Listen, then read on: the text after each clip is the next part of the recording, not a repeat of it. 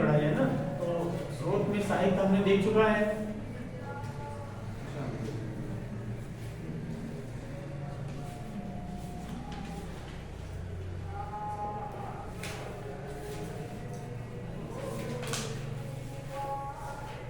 पुरातत्व में क्या थे, दो महत्वपूर्ण थे,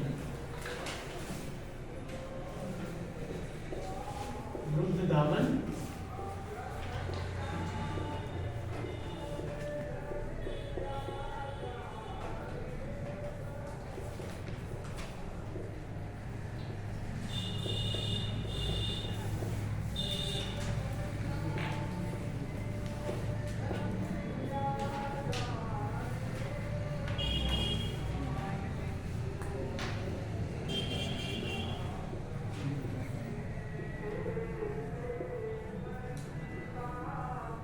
अशोक की चर्चा हम लोग कल कर चुके हैं, इसको हमने देख चुका है। शिलालेख हमने देख चुके हैं और स्तंभ लेख और गुहा लेख।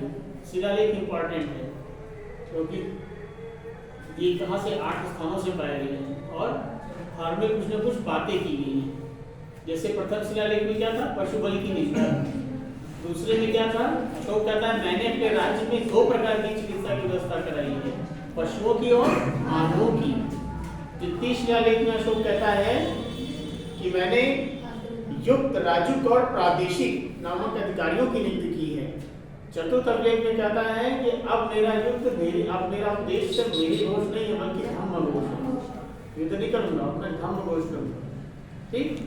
पांचवें शिलालेख में क्या कहता है कि आज के पहले भारत में कभी भी धर्म महामात्र अधिकारी नियुक्त नहीं हुए, लेकिन मैं अपने राज्याभिषेक के 14वें वर्ष में धर्म महामात्र अधिकारियों की नियुक्ति की है जो प्रजा के नैतिक उत्थान का कार्य करेंगे। ठीक। छठा शिलालेख बहुत महत्वपूर्ण है, ये गुड गवर्नेंस की बात करता है। कैसे? अशोक कहता है कि मैं चाहे जहां रहूं, चाहे मैं अपने शयन कक्ष में रहूं, चाहे मैं किसी से बात कर रहा हूं या अपने महल में हूं, कोई भी व्यक्ति कभी भी किसी भी समय मुझसे आके मिल सकता है। ठीक। क्योंकि उसका क्या कॉन्सेप्ट था, प्रजा के सुख में ही राजा का सुख। और इसके पहले भारत में कभी भी पैतृक राजतंत्र की अवधारणा नहीं थी, लेकिन धौली जो अभिलेख है उसमें कहता है सारी प्रजा मेरी संतान, यानी राजा और प्रजा का संबंध नहीं है बल्कि पिता और पुत्र का संबंध। एक नई अवधारणा लाई किसने, अशोक ने, पैतृक राजतंत्र। ठीक। तो ये हम कल देख चुके हैं। स्तंभ लेख 7 थे, 6 स्थानों से पाए गए थे, दिल्ली टोपरा, दिल्ली मेरठ, लौरिया अरेराज, लौरिया नंदनगढ़, रंगपुरवा और प्रयाग। ठीक। ये लौरिया अरेराज, लौरिया नंदनगढ़ और रंगपुरवा कहाँ है, बिहार के चंपारण में है। प्रयाग आपको पता ही है। ठीक। और सबसे पहला अभिलेख जो अशोक का खोजा गया था वो कौन सा था, दिल्ली वाला।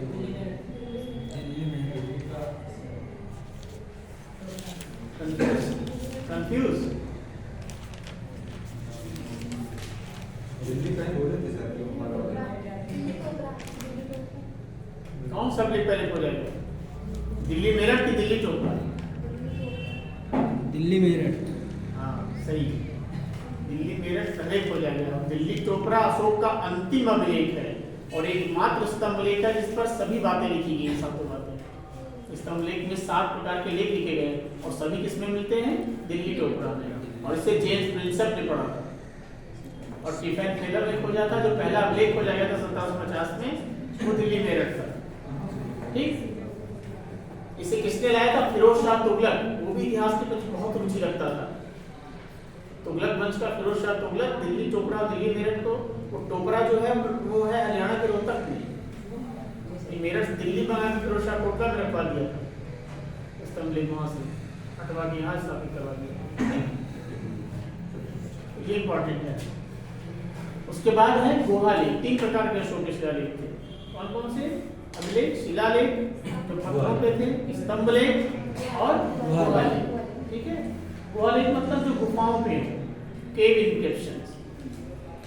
और अशोक के सभी अभिलेखों को किसने प्रकाशित करवाया था, अलेक्जेंडर कनिंघम।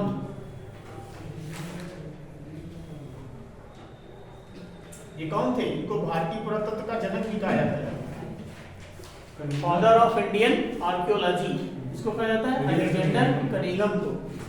इन्होंने अशोक के अभिलेखों का फिर विधिवत लिपिबद्ध किया और उसका नाम दिया कॉर्पस इंस्क्रिप्शन इंडिकेरम।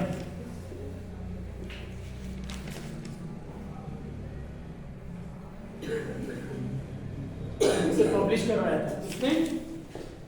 अलेक्जेंडर कनिंघम ने, कॉर्पस इंस्क्रिप्शन इंडिकेरम।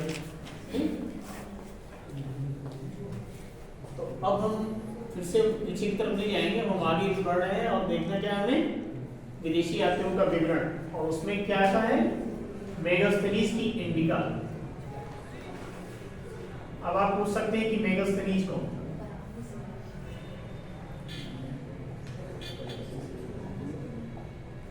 तो मेगास्थनीज जब सिकंदर की मृत्यु हुई तो सिकंदर के बाद मैसिडोनिया का राजा बना सेल्यूकस प्रथम।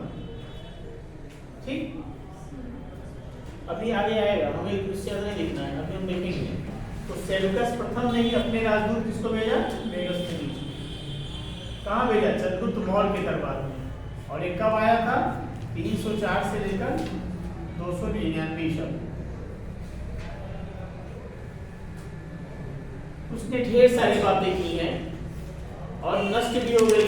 तो इसके कुछ जो उदाहरण होते हैं ना, स्टेटमेंट, वो बाद के परवर्ती स्ट्रैबो एरियनॉल ने संकलित किया। स्ट्रैबो खुद ही कहता है कि इंडिका का विवरण क्या असत्य और विश्वसनीय।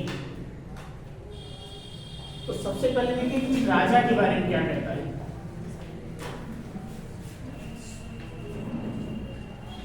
देखिए, अर्थशास्त्र में किसी भी मौर्य शासक का उल्लेख नहीं है और न ही राजधानी का, लेकिन मेगास्थनीज ने उल्लेख किया है। राजा को कहता है चंद्रगुप्त मौर्य को सैंड्रोकोस।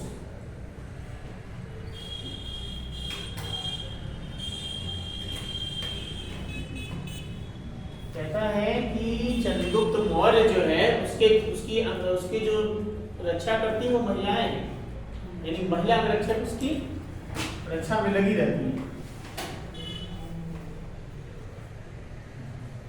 यानी बॉडीगार्ड रखने की परंपरा पहले भी थी। ठीक है नहीं? बड़े बड़े सेलिब्रिटी क्या है, बॉडीगार्ड रखते हैं। तो वैसे ही महिला रक्षक की बात करता है मेगास्थनीज। ठीक, फिर राजधानी की बात करता है। इसके बारे में बहुत डिटेल में लिखा है पाटलिपुत्र के बारे में, जबकि कौटिल्य ने कुछ भी नहीं लिखा है। ये कहता है मेगास्थनीज की गंगा और सोन नदियों के संगम पर स्थित, इस पर गंगा और सोन पर स्थित यह पूर्वी भारत का सबसे बड़ा नगर है।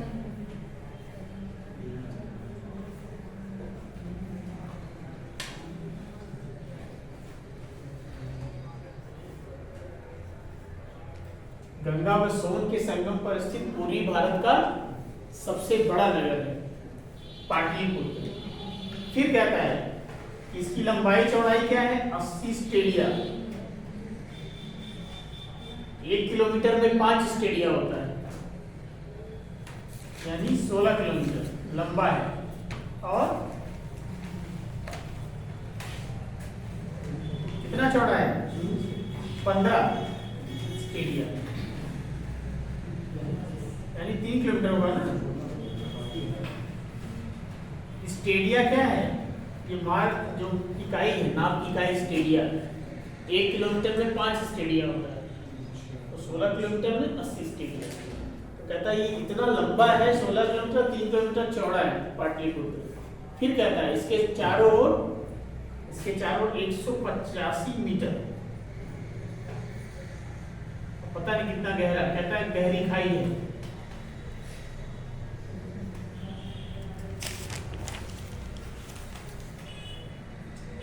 तो 185 मीटर लंबी और 30 फीट गहरी खाई है। फिर कहता है कि नगर बाउंड्री वॉल घिरा हुआ है। नगर क्या है? चार दीवारी में है, बाउंड्री वॉल में है, और उसमें 64 तोरण द्वार हैं। 570 बुर्ज है, 64 तोरण द्वार और 570 बुर्ज है। ये मेंस में पूछ चुका है, अगर हिस्ट्री ऑप्शन आप लोग रखेंगे तो पूछता है कि मेगास्थनीज का पाटलिपुत्र के संबंध में दिया गया विवरण बताइए। तो बहुत विशद वर्णन करता है। 80 स्टेडिया लंबा और 15 स्टेडिया चौड़ा है, 185 फीट 185 मीटर लंबी, 30 फीट गहरी खाई है चारों ओर, और 64 तोरण द्वार और 570 बुर्ज हैं 4 दीवारी में। ठीक। और ये भी कहता है मेगास्थनी कि अगर भव्यता की बात करें तो सूसा और एक वेदना के महल इसकी बराबरी नहीं कर सकते। सूसा और एक वेदना के महल,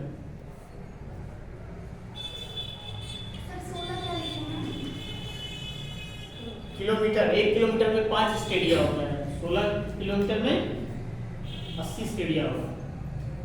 1 किलोमीटर बराबर 5 स्टेडिया।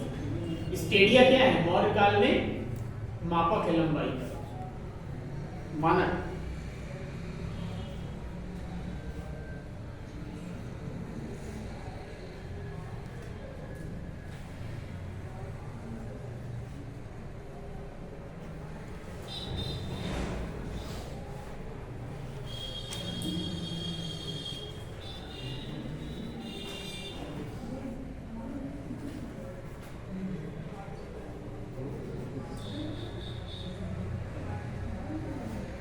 बुर्ज मतलब होता है दरवाजे, कैसे होते हैं? ऐसे तोरण द्वार होते हैं, बुर्ज होते हैं, छोटे छोटे दरवाजे।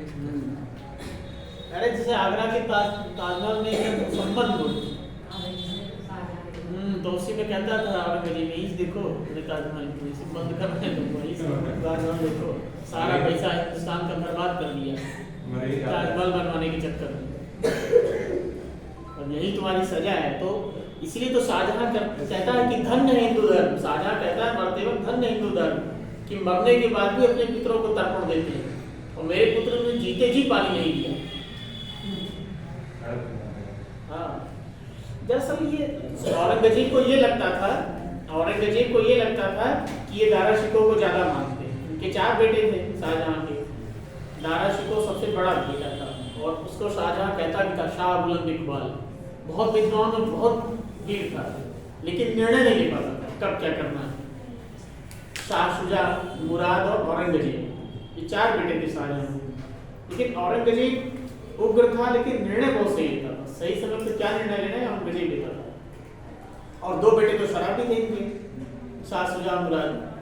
तो लड़ाई 2 ही में थी, दारा शिकोह और औरंगजेब। तो औरंगजेब ने फिर धर्म का सहारा लिया, क्योंकि दारा शिकोह क्या था, उसने उपनिषदों का सिर अकबर नाम से अनुवाद किया था, थोड़ा उदार था, अकबर की प्रवृत्ति का था।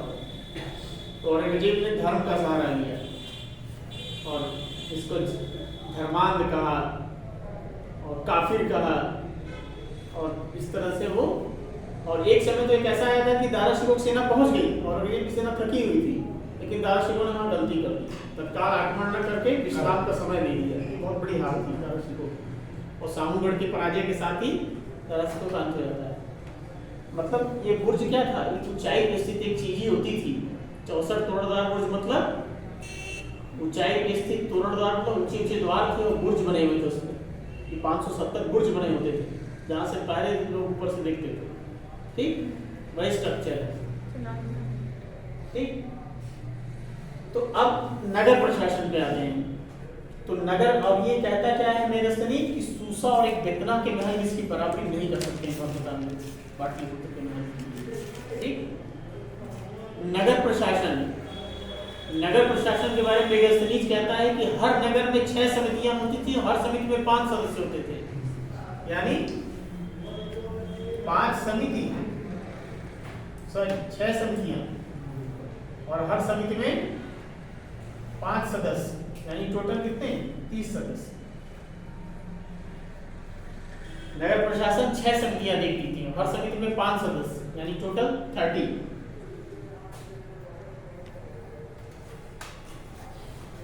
जैसे नगर समिति में पहली समिति कहता है शिल्प समिति, जो सड़क निर्माण सबका देखती थी, शिल्प कला।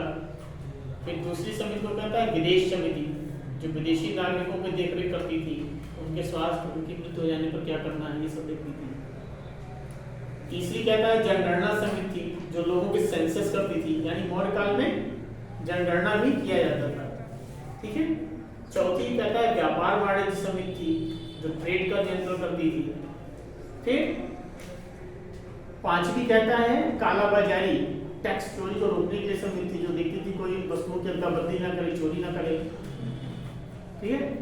उसके बाद लास्ट में ट्रेड समिति, टैक्स समिति, करों की देखी। तो 6 समितियां थी। इसी तरह सैन्य प्रशासन भी कहता है क्या मेघस्तनी, 6 समितियां, और प्रत्येक में 5 यानी 30 सदस्य इसमें भी थे। जैसे सैन्य सेना में कहता है कि पहली समिति देखती है यातायात और रसद का, सॉरी पहली समिति जल सेना देखती है, दूसरी यातायात रसद, तीसरी पैदल, चौथी अश्वारोही, पांचवा हस्ती सेना और छठवीं रथ सेना। ये 6 प्रकार की समितियों का उल्लेख करता है और प्रत्येक में 5 सदस्य होते हैं। यानी नगर प्रशासन, सैन्य प्रशासन का उल्लेख किसने किया है, मेगस्थनीज ने किया है। ठीक, अब देखिए 2 चीजें, जैसे ये कहता है यहाँ सोने की बहुत खान है, सोने की खान है बहुत भारत में, और इसको बाहर लाने का काम कौन करती है, चींटियां, कहता है चींटियां बाहर लाती हैं। अरे जो जमीन पे चलती है चींटी, कहता है ये बाहर लाने का काम करती है। और कहता है कश्मीर जो है वो सोने की खान का भंडार है, और इसको कहता है दर्दिस्तान।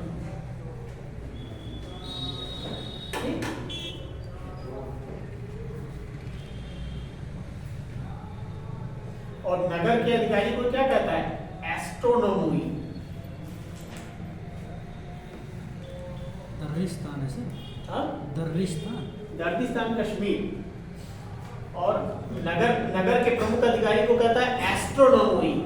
आपसे पूछ सकता है, एक बार पूछा था, सब लोग गलत करके आए थे, पूछा था एस्ट्रोनोमी नामक अधिकारी मौर्य काल में कौन था। अभी मेगस्थनीज ने लिखा है कि नगर का प्रमुख अधिकारी था एस्ट्रोनोमी, जिसे हम नागरिक भी कहते हैं अर्थशास्त्र में। 2 अधिकारी हम ये या कहीं डैश करके लिख लीजिए, एस्ट्रोनोमी और एग्रोनोमी। ये 2 अधिकारियों का उल्लेख किसने किया, मेगस्थनीज ने। और जो अध्यक्ष है ना 26, उनको कहता है मजिस्ट्रेट, मेगस्थनीज ने। तो एस्ट्रोनोमी ये नगर का हो गया, और एग्रोनोमी सड़क निर्माण का। एग्रोनोमी कौन है, सड़क निर्माण का। कहता है मेगस्थनीज कि इतना काबिल अधिकारी था सड़क निर्माण का कि हर 10 स्टेडिया पर एक स्तंभ खड़ा कर देता था, हर 10 स्टेडिया पर एक स्तंभ लगा देता था। यानी एग्रोनोमी कौन है, सड़क निर्माण का अधिकारी है। ये कई बार आपके आईएएस और इसमें पिछले दोनों पूछा है, एस्ट्रोनोमी और एग्रोनोमी नाम के अधिकारियों का संबंध किससे है।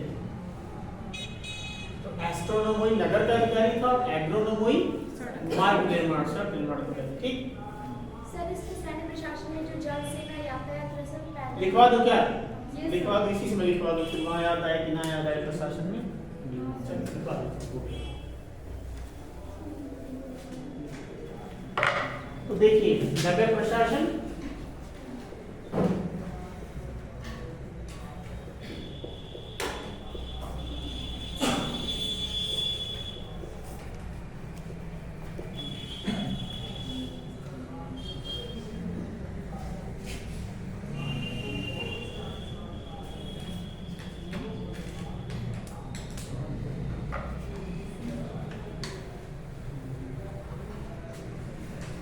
और सैन्य प्रशासन।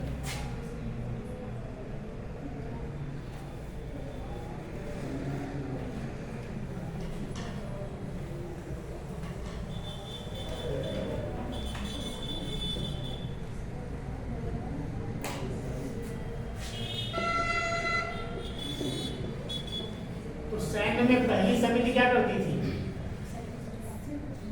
जल सेना का प्रबंध देखती थी।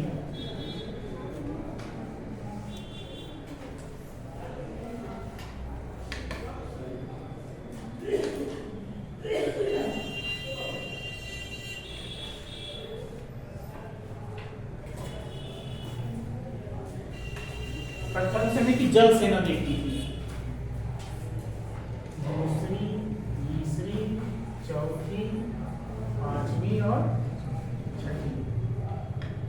दूसरी समिति क्या करती थी?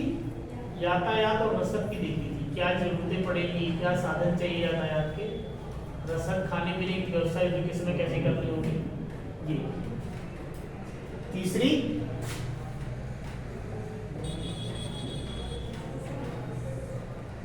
पैदल सेना का प्रबंध देखती थी। चौथी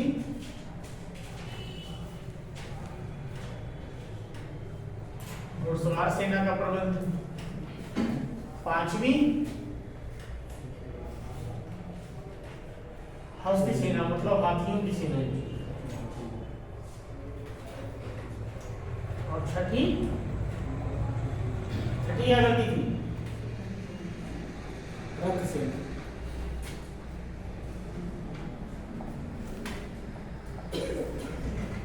ठीक, अब क्या है? नगर प्रशासन।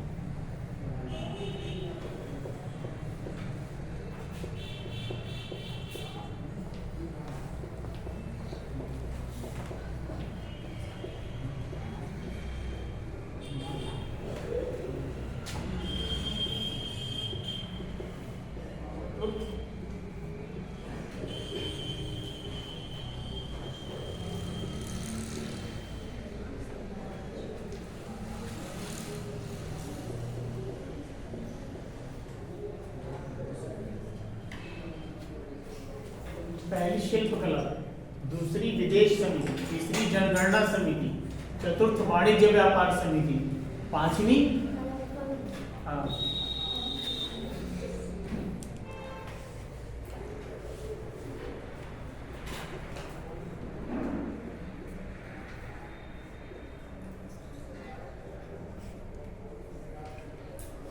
और लास्ट में छठी क्या थी?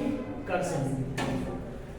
ये देखती थी कि कौन कर चुका रहा है, कौन नहीं चुका रहा। आपको पता होना चाहिए कि मेगास्थनीज में लिखा है कि जो टैक्स नहीं चुकाता था उसको मृत्युदंड दे दिया जाता था। इसी आधार पर आलोचना की जाती है ना कि लोक कल्याणकारी कहाँ था, गुप्तचर